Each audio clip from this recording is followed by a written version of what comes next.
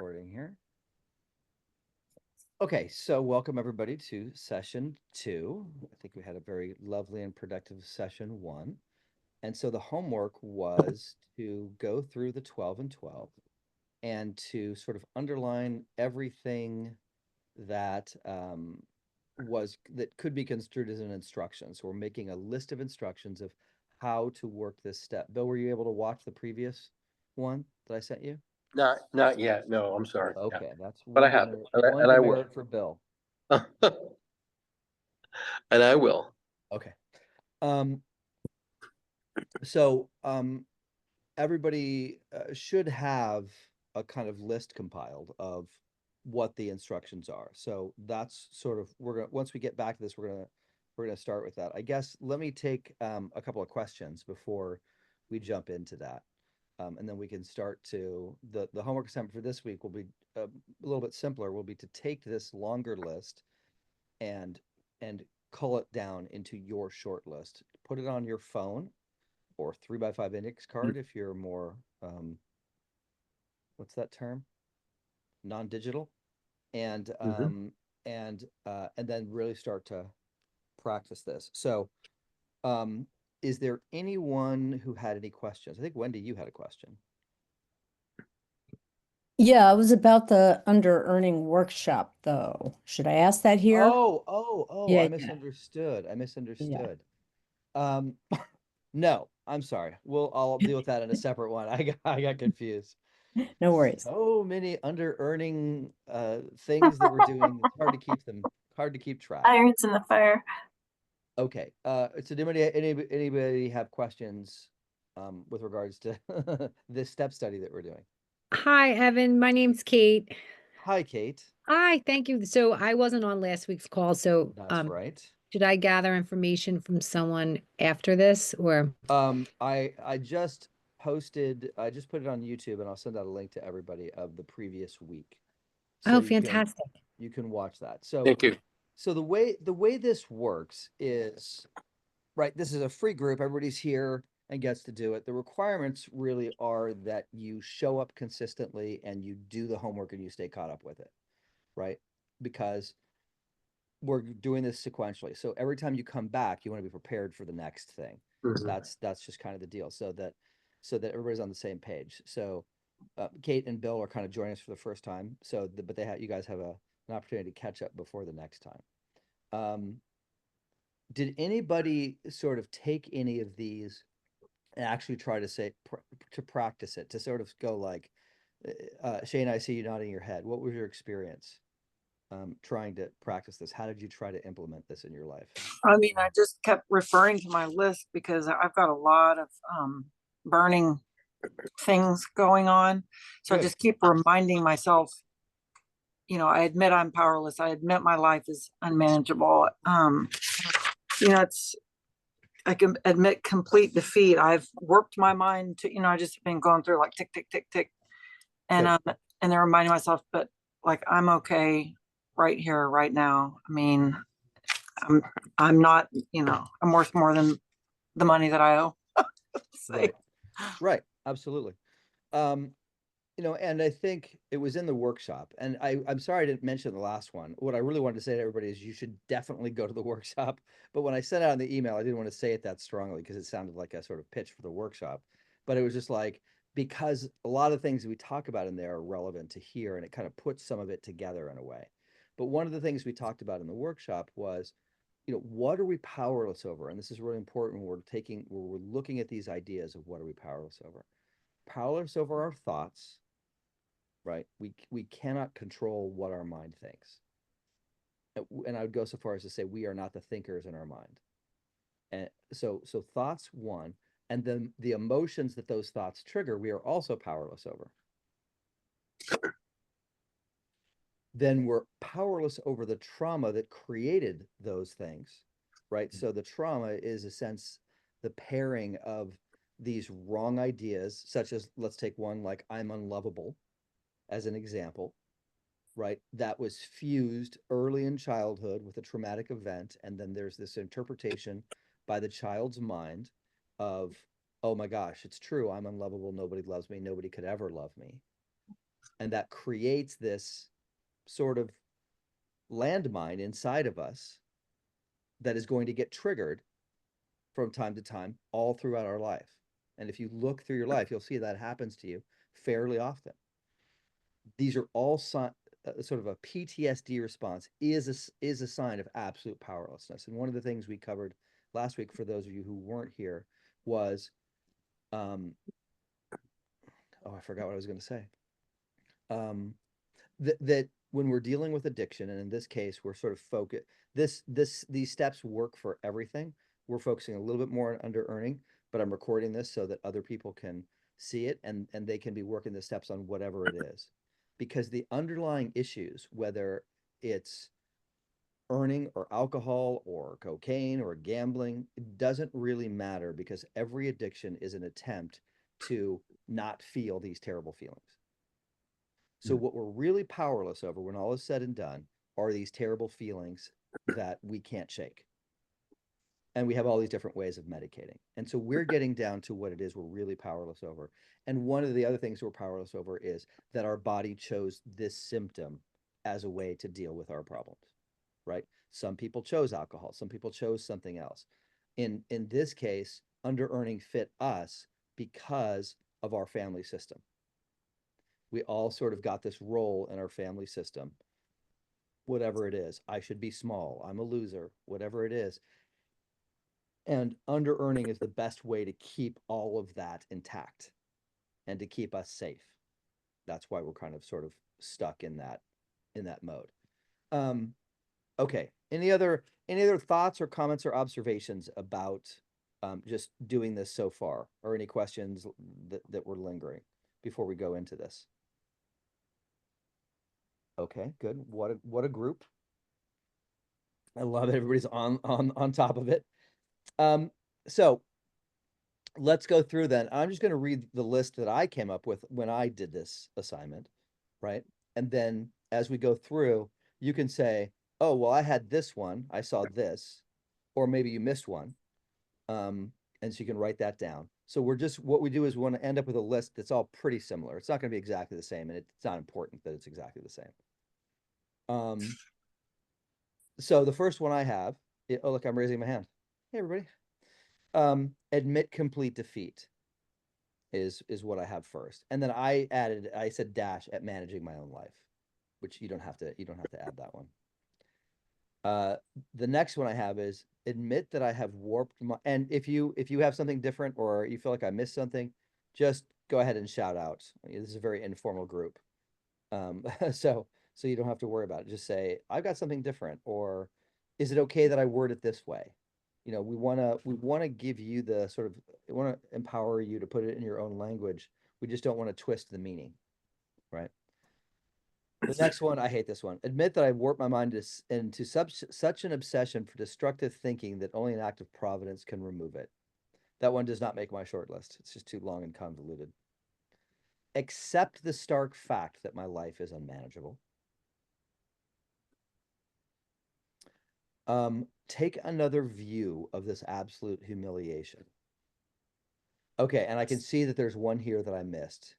So let me refer to my app here, because it's, these two are the only ones that are kind of different, and they are so so important.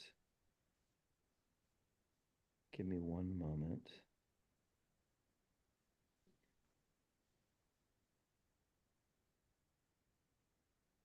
Okay, so the next one is perceive that only through utter defeat are we able to take our first steps toward liberation and strength. A case could be made that that's the most important one.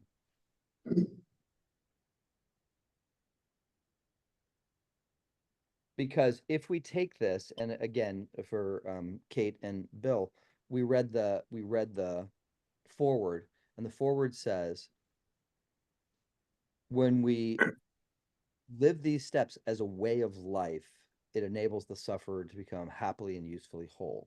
So what we're doing here is we're living this, making our attempt to live these steps as a way of life to free ourselves from the bondage of self, right?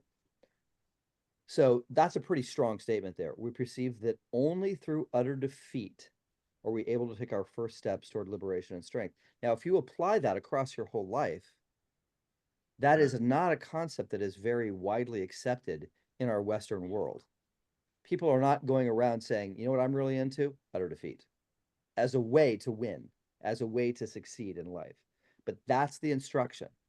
So understand, and when I work with sponsees and stuff, what we're doing here when we do this, when we, and this is all in the 12 steps, when we do this, we're living our life in a way that is going counter to what pretty much everybody in the Western world is doing. Everybody in the Western world is trying to make this great life for themselves that's going to lead to their fulfillment. That is not this system. That is not what this does. This says, I need to surrender everything, and that will give me liberation and strength, which has been my experience. And you get something far more real than this constant chasing of ghosts and things and money and success and fame, which ultimately don't satisfy. So this other one is a really important one too. Take another view of this absolute humiliation. What I've come to do is really broaden the definition of that absolute humiliation. So, for example, Shana, you were talking about writing this down and applying it. So let's say I have a situation, I'm out in the world, and I feel very afraid. I can take this idea and I can take another view of this fear, right? What that means is I stop looking at things as bad because I start realizing that these are the things that will set me free. So it's a completely different way of looking at something. I'm trying to think of a good example. Well, I'll come back to that. Okay. So the next is admit personal powerlessness. Okay.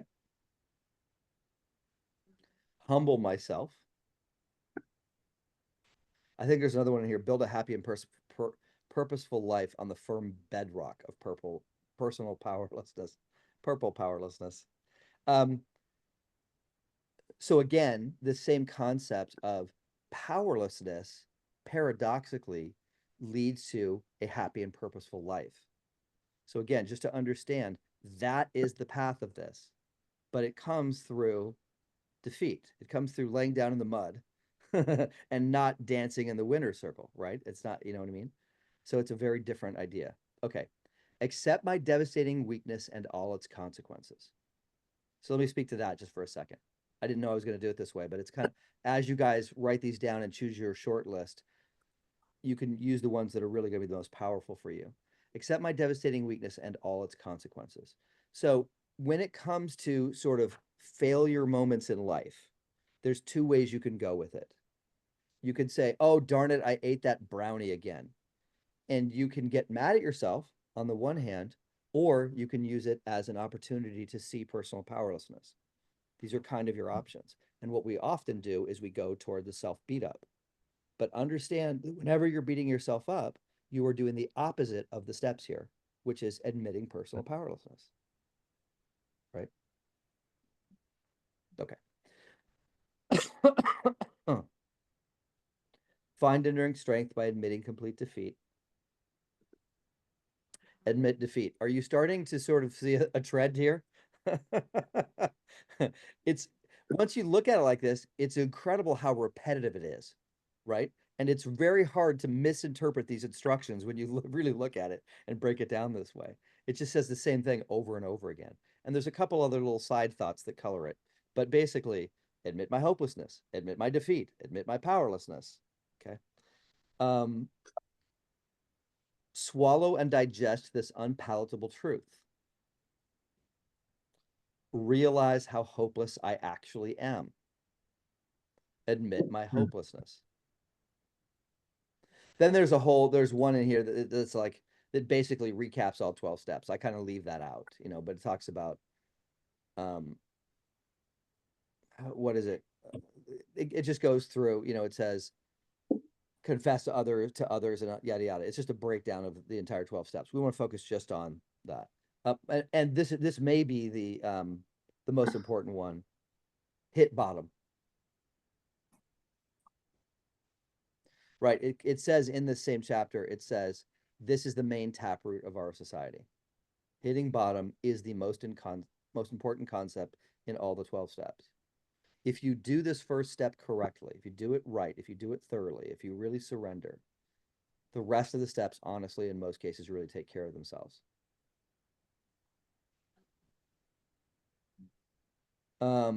There's a couple, so then it goes, this is where it says, practice, confess my faults to others, make restitutions for harm done, care about a higher power, meditate, pray. Those are all the other steps. But there's a couple of other ideas in here. Apply spiritual principles to stay alive, and do anything which will lift the merciless obsession from me. Okay, so that's kind of the list. Was there any that you guys had that I skipped over?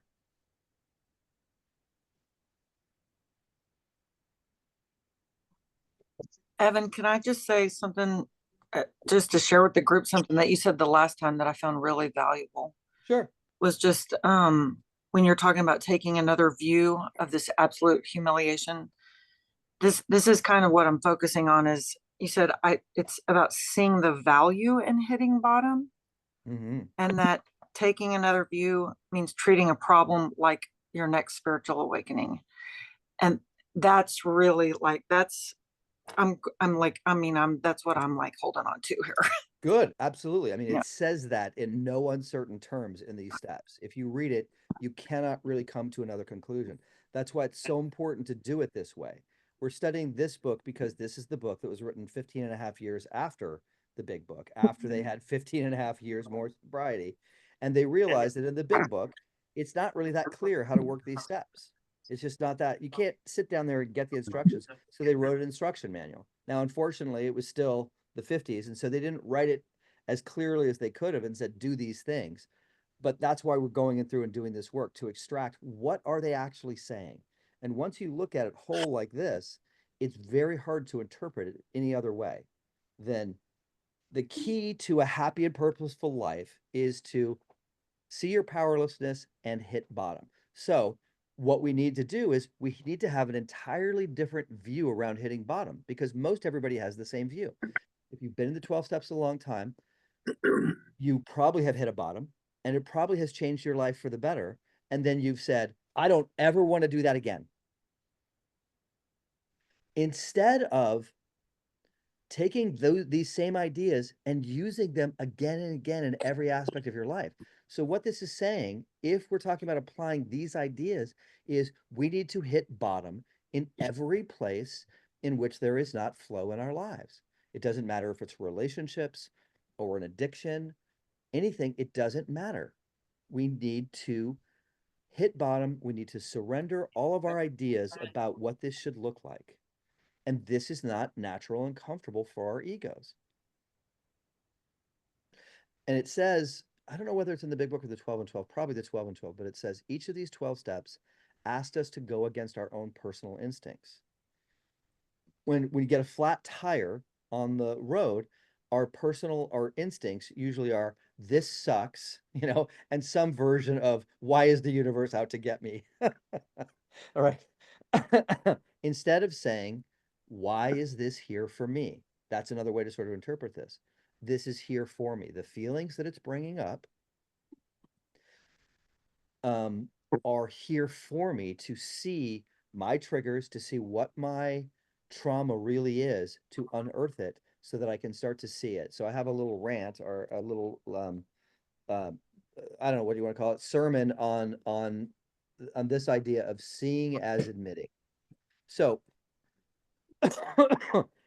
admitting is good and fine, but what it does is it sets up to the situation sometimes where people are just trying to admit, and sometimes they don't really feel it, but they're trying to admit it anyway. They know they have a problem and they want to admit it, but they can't. It's hard. You can get into a weird place with that. And so what I've seen is kind of a more powerful idea, and again, it comes from the big book. Bill said, I saw I could not so much as take a single drink anymore. I saw. And so this notion of he saw clearly what his problem was, because until then, he was trying to control and manage his drinking. He was trying to have whiskey on the weekends or beer only after 3 p.m. It was not the same, but when he saw that alcohol was not something that he could do like a gentleman, that was the important distinction. He saw something. Now, in that story, it still took him 2 years to hit a bottom, right? So to understand that we might have to be working backward to a surrender here, but understand that surrender, and another way to say surrender, another way to say a bottom, is for things to fall apart. And this things falling apart, again, we soon take quite another view as absolute humiliation. On a certain level, we want things to fall apart. But again, this is not what you're going to find anybody doing in our regular world. Nobody's going, God, I really wish this would fall apart so that it could come together. People are here at this level and they're trying to get to this level so they can get to this level. But there's a very natural process that the steps kind of point to, which is the old dies, the old falls away, it becomes no longer useful. Right. And so give me 1 second here.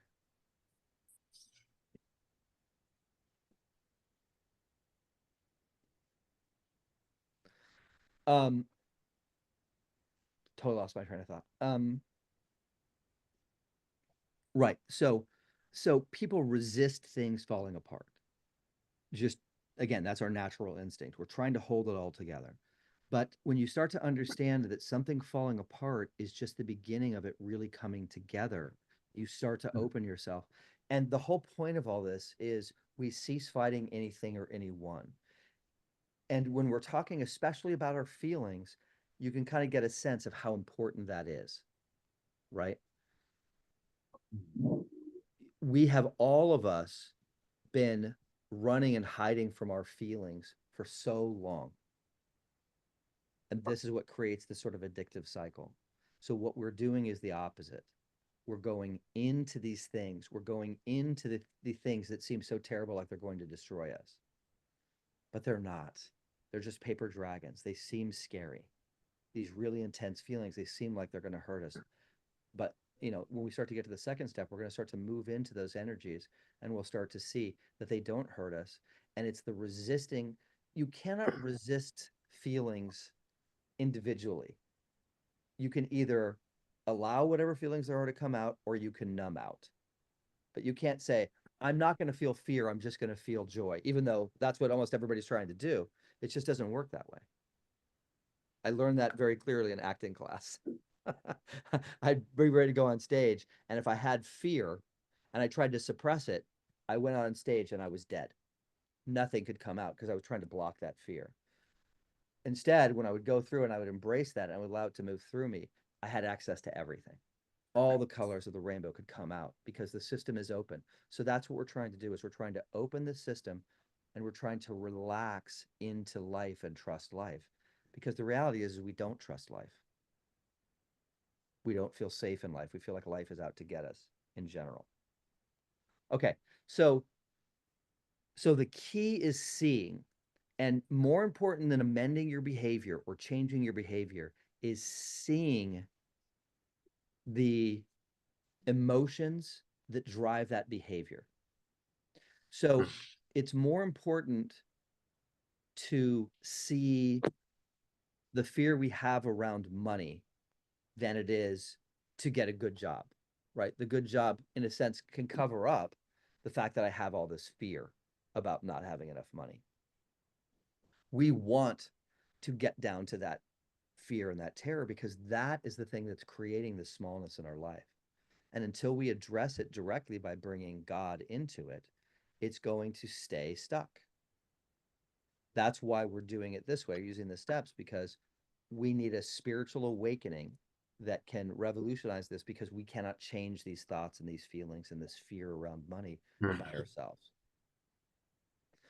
Okay. Let's see if there's anything else I want to say. So just to be clear, the assignment is, so next week you're going to come back and everybody will kind of read their short list. And I'll just give you a couple of things that I say that probably need to be on your short list. So let me look through. So I would say hit bottom should be on your short list. We need to develop a different way of looking at bottoms because we're committed to actually changing. And again, we take quite another view of this absolute humiliation. That's the same idea, right? We should take quite another view of bottoms. What else should be in there?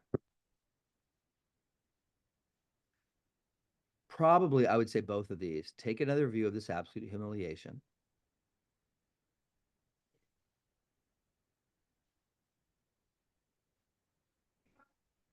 And then we perceive that only through utter defeat are we able to take our first steps toward liberation and strength.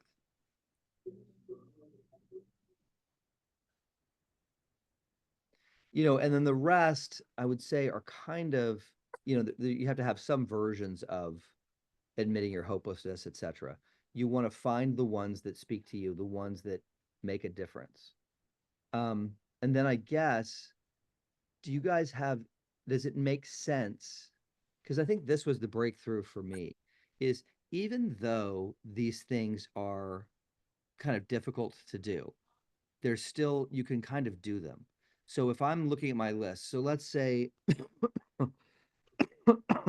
let's say I look in my bank account and there's less money in there than I thought, and I'm worried, oh my gosh, I don't know if I'm going to be able to cover my bills for this month. Okay, now there's this terror. So anytime you have any feeling that's less than good, I really want you to come to your list and look at your list, right? Because you are in a state of insanity, right? And the steps support that, right? We get restored to sanity. That means we were not in a sane place. And when we're in a PTSD response, we are not in a sane place. We are seeing the life through a wounded 2-year-old or 3-year-old or whatever age. So, okay, so I look at that and I go, admit my powerlessness. Okay, so how do I apply that in this situation? Okay, well, there's this big, gigantic ball of fear in my chest. So I can say, okay, God, I'm powerless over that. I cannot make this go away. I cannot talk myself out of it. It's just there. And that is where step one really starts to take root. Once I realize I can't do anything to fix it, then I stop trying to fix it. That is our takeaway from step one is, okay, there's nothing I can do to change this. And I'm not going to do anything. That's what starts to lead us into step two. Because this stuff can change. It's just that we can't do it. So this is humble myself, right? Humble myself should probably be on your short list. Because this is a humbling thing, isn't it? To say, I can't do it. It's kind of the essence of humbling.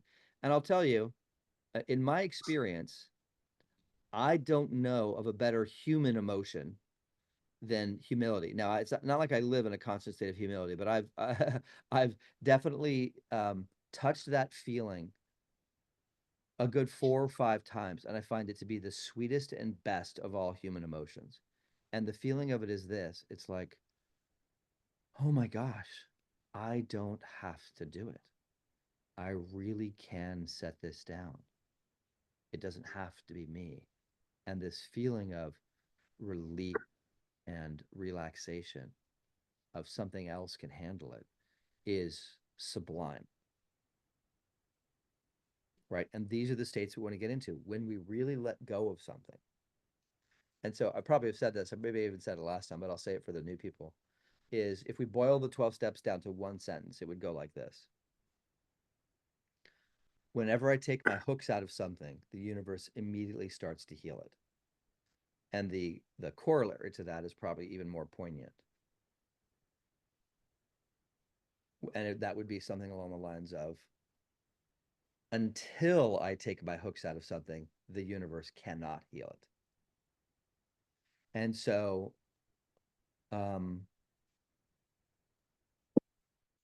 this is the essence of what we're doing. The essence of the ego and these parts of us that are so wrapped up and tight is this. This is a state that we're living in. So we're talking about under earning, right? Tell me under earning doesn't look like this. The fear that there's not going to be enough. Ah, ah, this. Well, am I going to get the job? Am I going to have enough to pay the bills? Yeah, like it's this. This is what we're recovering from. This clenched state of being is a state of non-trust and non-relaxation. And the ego stays in this state, and we live from this state. And there's another word for this state, and it's called hell. Right? And so this work and this process of this going to this,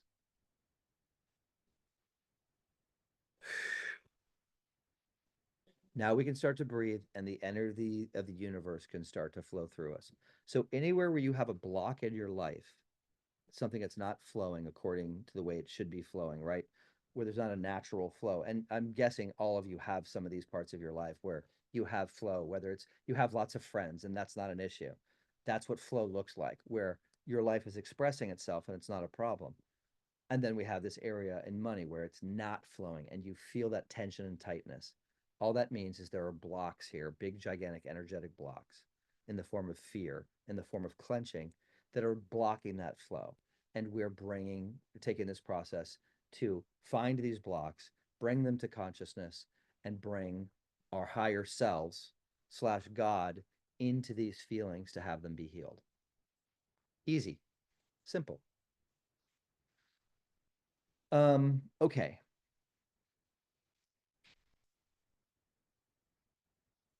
I think that's kind of it.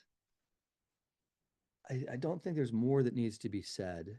I think as next week as we get into, so the idea here is, do this as quickly as you can, make your list and try to be living it this week. Now, so when we talk about living this as a way of life, it means you do this all the time for every problem. This becomes the way that you deal with your life. It says somewhere in the big book, it says spiritual solutions work for all of our problems. This is not something you're just applying to under earning. Now, under earning is going to come up a lot because that's what we're dealing with. But also when you get frustrated with a friend, right? That's also a place of powerlessness. So we're applying this to everything. So you want to be looking at your phone all the time. Anytime that you're bent out of shape, if you're flowing and everything's fine, don't look at your phone. Just enjoy that flow. But when all of a sudden there's a crease, when there's a tightness that shows up, now it's time to take out the phone. That's your sign. Oh, wait, I feel a problem. Okay, what do I do? How do I find where I'm powerless in this? How do I see that I'm powerless over my thoughts and my feelings and the trauma? Oh, and I guess there's one other thing I could say that will be helpful in this process. When you see the feeling that is causing you trouble, so let's say the feeling is, I feel like this person's not listening to me. I feel unheard. And there's part of you is triggered. A very helpful thing to do is to go back, and this is part of the powerlessness, is to go back and see when's the earliest time I can remember feeling that same feeling. And ideally, you're looking something before the age of 8, right? Because what happens, because there's nothing that's happening now that is causing the feelings that you're having. The situation that's happening now is triggering a feeling that is already inside of you, and it has been inside of you since you were 4, roughly. So when you can trace it back and see, it's especially helpful to see, oh, okay, I felt this first at 4, and then I felt it at 8, and then I felt it at 12, and then 16. And you can see that it's been here for decades and decades. That also helps you to realize that you're powerless, right? I usually say that if you've been dealing with a problem for decades and it hasn't been solved, probably you're powerless over it. Once it's got above 20 years or even 10, it's a pretty good sign that you're powerless. And we're powerless over so much more. Hopefully by the end of this group, I remember some last week, somebody saying something along the lines of, but what about all the stuff that we're supposed to do that's our part? And I think you're going to find as you practice this and apply this, that there's very little that's our part. that there is to do. Most of it just has to be surrendered. Because let's take, for example, well, I've got to get out and get a job. Okay. You take that thought and you strip it back and you look and you go, okay, where's that thought coming from? And maybe in terms of powerlessness in the mind, we should, maybe next week I'll do a little bit of a talk about, and maybe we should start to bring two-way prayer into this, right? Since it's a step study. It's, it's never too early to bring the 11th step in and start to connect to this higher energy. But so, okay, but I've got to get a job. When we start to look at the energy behind that feeling, that is an energy of fear. And so that is not God talking to us. That is not a third step reaction. I can't tell you the number of times I deal with an under earner and they come at me with, I need to earn. And I say, when did your higher power tell you that? And they go, like, the notion that I would find out from God whether or not that was my top priority is the most foreign thing in the world. And yet that should be the most natural thing in the world for us. We want to go directly to the source. And so I think next week, let me make a note right now. We'll talk a little bit about two-way prayer and start to bring that into our conversations, even though it's not really a part of step one per se. Notice there's no talk of God in step one. I find that very interesting, right? It's not about God at this point. It's about recognizing the hell that we're in. And we want to see that, and we want to bring that to the surface. That's the opposite of what everybody else is doing. Everybody else is trying to minimize it and have this great life that's going to be fulfilling. We're not doing that. We're going the other way. We're seeing what's already there. We're seeing the pain that we're in, because when we really look at that and address it, that's when it can change. When we start to bring this other perspective and this presence into it, that's when it can change. So go and make your short list and start to try to practice it and see how you do. And we'll talk about that next week. We'll talk about where you got stuck. And if you went out and you got stuck, that's good, because that means you're trying to apply it. The important aspect of this is that you are trying to apply this, not that you are succeeding at applying it. Because this is about doing. These are the actions. These are the actions. Humble myself. Take another view of this absolute humiliation. These are the things to do. It doesn't say anything in here about get a job, invest in your 401k. Those are actions and those are good, but those aren't part of the spiritual awakening. And you have to be careful not to have those actions replace the spiritual awakening, which happens a lot in DA. I get into the tools game and I get my I get my action group, my PRG group, and I'm taking all these actions, but there's not the revolution in the soul that completely changes how I respond to money. That's what we're talking about. Okay, any questions? Did I drone on too long, or was any of that helpful? Okay, good. Sometimes I get to talking. Thank you, Raj. Okay, any questions about how to move forward? No? Okay, So, good. Yes. so the homework assignment for this week was the same one as last week, just so I'm clear. No, the homework assignment for last week, you'll watch the video, I'll send out a link, Okay. is to go through and read the 12 and 12, Okay. highlight anything that can be construed as an instruction, put it in the Mhm. first person. So where it says, we admitted complete defeat, you change it to, I must admit complete defeat. So it Okay. becomes these instructions for you. And just to come up with this full list. And then, you have 2 homework assignments this week, right? And then you're just going to cull that list down to 10. Here, I'll tell you what, I'll read my short list to you guys. Let me find it.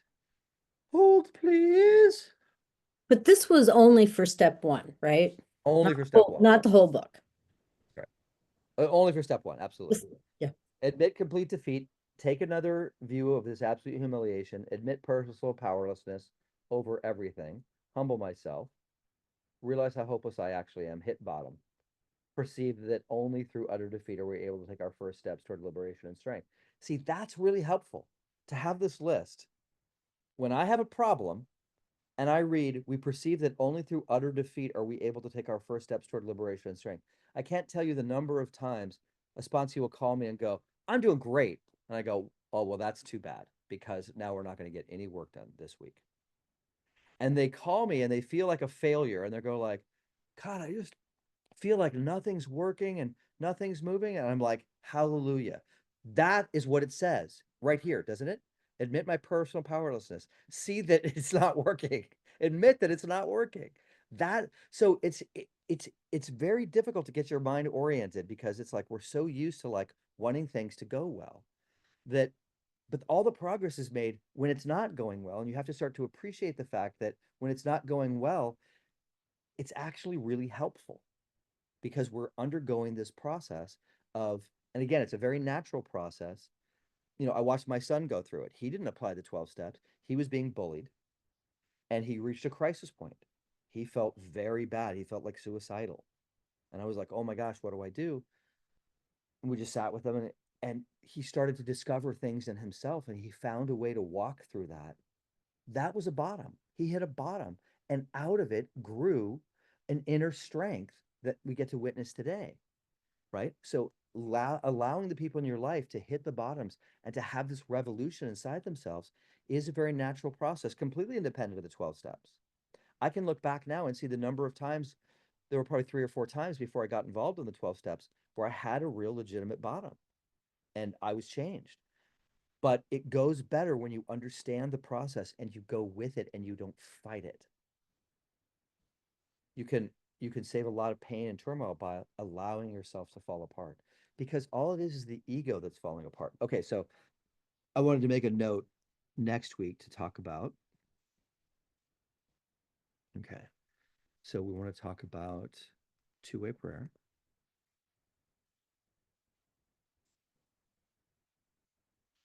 And then I want to talk about, oh, I forgot. Oh, well, I'm sure I'll remember it. Okay. All right. If there are no other questions, then we'll wrap it up for today. You guys know what there is to do. And then I can't wait to hear good and bad again. And it's like, there really isn't any bad. The bad would be, oh, I didn't do that. Right. That would be, and understand that even that is not a beat up thing, but a sign of powerlessness. Does that make sense? Right? It's like the forces that inside me are controlling me are more powerful than my own individual will. That's what we're dealing with here. The forces of your biology, your body trying to keep yourself safe, your protection mechanisms of the child trying to keep these wounds down, wanting to look good in society, all of these things are keeping you stuck in your pain. And it's only by recognizing the depth of how bound we are that we start to become free. Okay. Thank you all. Thanks for being here. Thank Awesome. you. Thank Go you so forward and much. prosper. Good. Thanks, Evan. Have a wonderful life till I see you all again. All right. See you guys. Thank you so Bye. much. Bet. Good Bye. night. Thank you.